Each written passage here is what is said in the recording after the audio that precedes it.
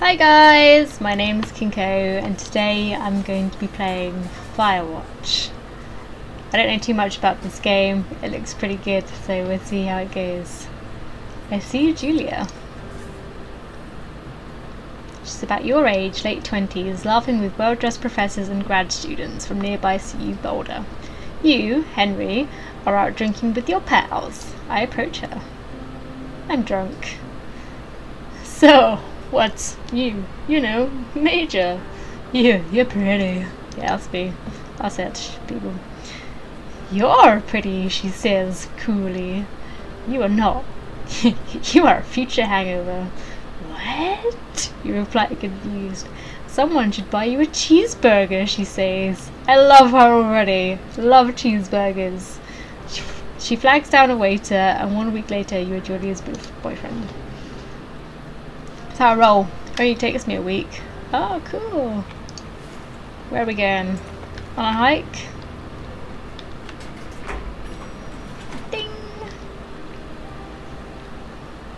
I can see my hands a little bit. Take it, I've gotta get in the truck. Oh, that's dangerous. I could lose that backpack. I would put that on the seat next to me. You date for over a year. She drives you absolutely nuts. It's great. You move in, you share an apartment near the school with a view of the mountains. You two drink beers out on the deck. You drink beer just about anywhere. Life is good. Life is good when you drink beer just about anywhere, right? Am I right? Julie wants to get a dog. Who doesn't want to get a dog? I have two, but you know, we can get more dogs. It's fine. There's a scruffy, undersized beagle. Julia is in love. She wants to bring it with her to class. There's also an intimidating but gentle-eyed German shepherd. Nothing bad could happen to Julia while walking this dog. It's badass. A beagle called Bucket. Shepherd called Mayhem. I've always liked German shepherds. I'm going to go with the German shepherd. Mayhem's an excellent dog. He loves wrestling with you in the park and goes with Julia on her runs. Even though he's too big to bring to school, Julia loves him all the same. Mayhem is a friend, child and pet all rolled into one. It's every dog. My dogs are my kids. 1979. Oh, we're in the past? I didn't know that. There you go. You talk out on the deck. It's summer, 9:30 p.m, and the heat still radiates off the high desert. What do you think about kids, she asks. Oh, no. Kids? They're not very smart or good at much. Yeah, okay, I'm with you on that. I'm saying, if you and I have a couple little idiots. One day, why rush? She looks away out towards the mountains. Oh, fucked up, guys. We have plenty of time, right? Speak for yourself, mister. Don't worry. I'm in the doghouse. It's alright, I'll go chill out with Mayhem, it's fine. You tell her she has the body of a undergrad. Oh, is that nice? Is that nice? I think that's nice. Right? That's not weird. That's nice. My ovaries didn't get the memo, she says, laughing it off. My ovaries don't get memos. What's this all about? Okay, one day, she says. Maybe. I'll keep putting her off. 6 months later, you get engaged, lying in bed on a Sunday morning. After a year and a half? It's a bit soon.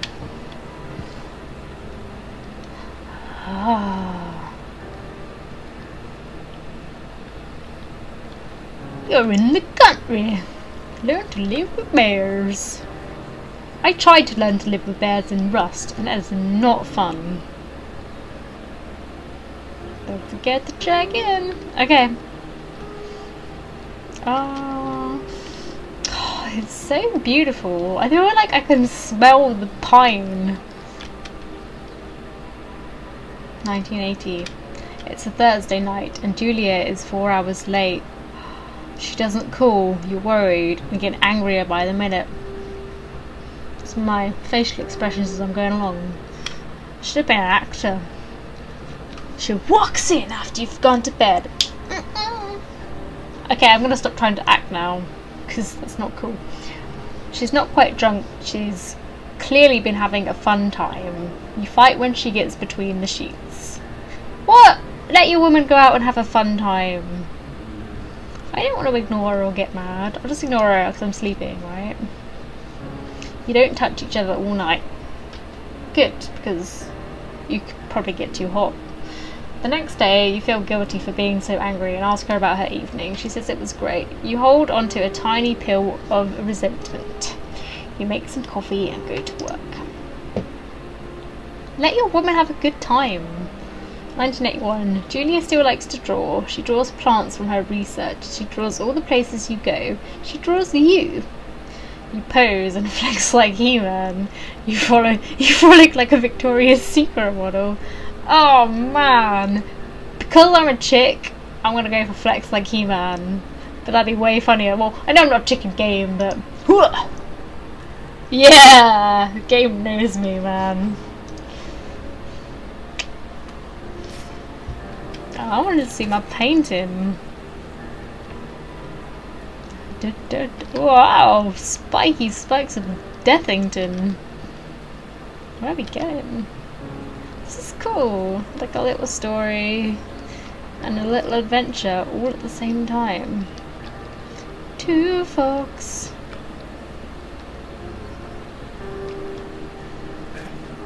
Ah, I'm a climber. So bright. 1982. During the summers, you and Julia enjoy walking mayhem at night. There's a festival in town and it brings in folks from far away places. One of them tries to mug you with a knife. Ooh. Mayhem runs away. Oh, German Shepherd, you're supposed to protect us. Should have picked the beagle. Made me move. Fucked at a dog. What? Julia yells. She gets flustered and has trouble speaking when she is stressed. So do I, clearly. You confront the attacker. You scare him away. I beat his goddamn face in. Tough like He-Man, remember? Your arm gets cut up, but you beat the guy into a pulp. Yeah. You don't feel very tough. You cry your eyes out before the cops show up. Oh. Julia asks to take a different path from that day forward. You say, okay, you don't want to go that way either. From then on, you walk by the river. 1984. Plans to have kids way later. I told you, Julia, I don't want kids. I'm good. Julia gets offered a job at Yale. Yale is in Connecticut, 2,000 miles away. It's a great job, associate department chair. She wants to move. You absolutely do not.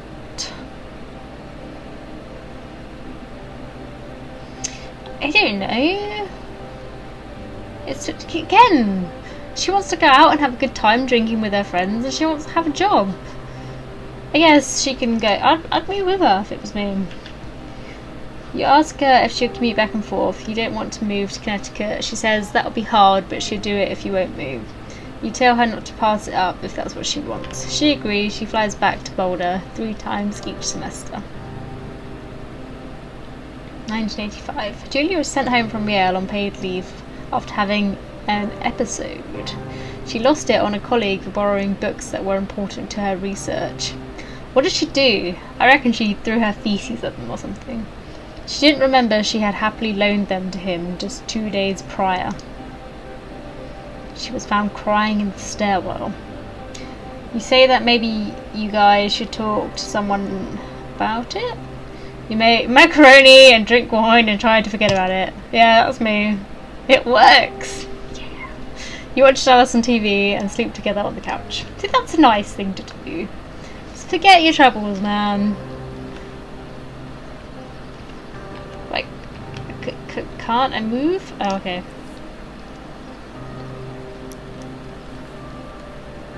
Yeah, flexing like He-Man. I don't know why I did that naked. Mayhem is getting older. He's got silver hair down his back and slows down at night. Aww. You and Julia walk him to the bar to see your friends and it feels like nothing has changed. Julia goes back to the university. 1987. Julia's affliction gets worse. She can't remember things in class. Her research is in shambles. She drives her car to the next town over for no particular reason and has to be brought home by the police. She's devastated. She is sent home on permanent medical leave. Some days you get the Julia who calls you a dope and your unborn children little idiots. Other days you get a stranger. She pulls you into bed to make love. After 5 minutes she goes into panic, believing her dad is at the door. You tell her family they are crushed. And begin to make trips to and from their home in Australia to visit her. For a while your friends come by with little things to brighten the day. She gets worse. Julia, so sad. 1988. You spend your days following Julia around the house. You count the seconds between the 2 weekly visits from Daniel the nurse. He suggests that Julia could live somewhere else, somewhere with 24-hour care, a home. It sits with you for a couple of months. You decide to move her into a full-time care facility. It's reading so quick. You're determined to take care of her by yourself. Yeah, I'd take care of her. It's my woman, yo. So how was this all linked to me being in the forest, I wonder? I guess we're about to find out. Oh, this is getting really sad though. I didn't know this was going to be a sad game. At least it's giving me a break from horror games though, and my heart can have a rest from all the jump scares. It is impossibly hard. The worst is when you get mad at her, like when she tries to cook her own food. This guy's a dick! Don't get mad, she can't help it. You can't do anything without her, and she can't do anything without you. When she goes to sleep, you stay up for a few hours, drinking on the deck, watching baseball in the summer, college basketball in the winter, drinking then too. You start going out after you put her to bed. The first time you do it, you worry about her getting up and walking around while you're gone. You put a chair in front of the bedroom door. You trust that she sleeps like a rock. That's a bit mean. Just don't burn the house down, alright honey?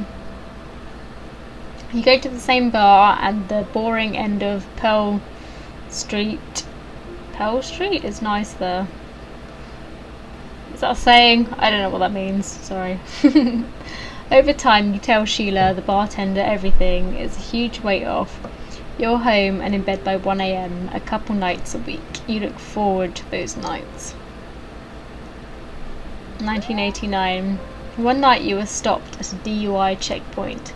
You blow a .10 and are taken to jail for the night. You consider trying to hide it, but you tell your sister-in-law Susan. Julia's parents take the next plane from Australia. They can't believe the state your house is in. Then they tell you Julia's coming to live with them. You don't argue. You say you'll visit soon. A few weeks go by. Summer is coming and you see an ad in the paper for a job. You take it. Oh. Julia's gone. But I don't think this guy gives a shit, so... Nighttime. I kind of want to go and explore some secrets before I go to where it wants me to go.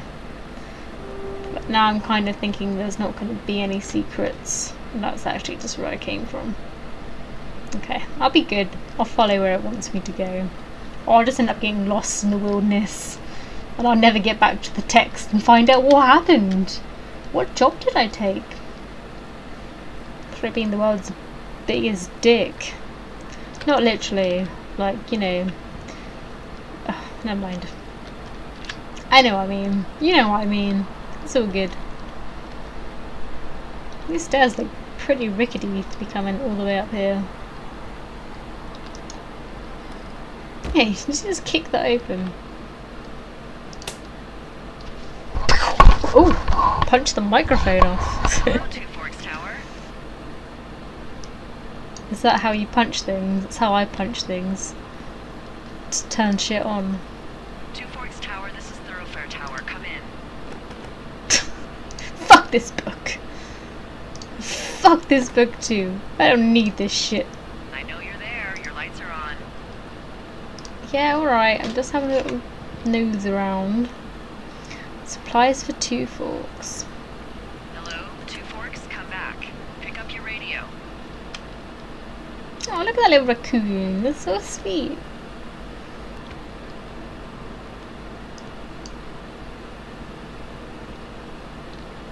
Oh. Hello? Whoever this is? What happened to good old point and click? Yeah. I'm Delilah. Yeah, that's what the guy said on the phone. So, what's wrong with you? This man has Excuse so many women in his life. Take this job to get away from something. So Oh, this what's is wrong? my job. I What's get wrong with it. That's a great idea. Go ahead.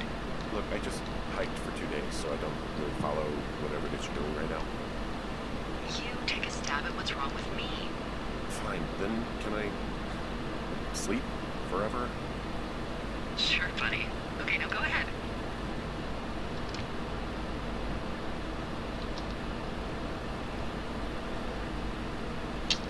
That one.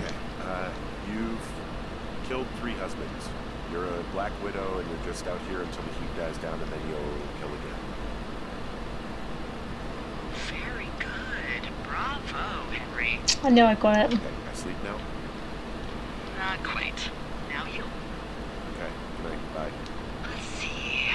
I don't know anything about you, but maybe you just really like trees. Maybe it's... Love him. Gosh, maybe it's a borderline fetish. A tree fetish. Good night. Good night. Welcome to the job. Oh. So I guess I'm just on Firewatch. That would be the job that I took. That I should have known about. Good morning, Henry. Well, I guess good afternoon. You probably slept like a rock. Anyway, there's still a few hours of daylight to get some work in. I can see you at your desk, so call me when you're ready. Awesome. Okay, this is seeming looking pretty cool so far. I love games that are like based on choices that you make, so I'm gonna have fun with this one. I'm gonna leave it here for now anyway, guys. So thanks for watching, and hopefully I'll see you in my next episode. Bye!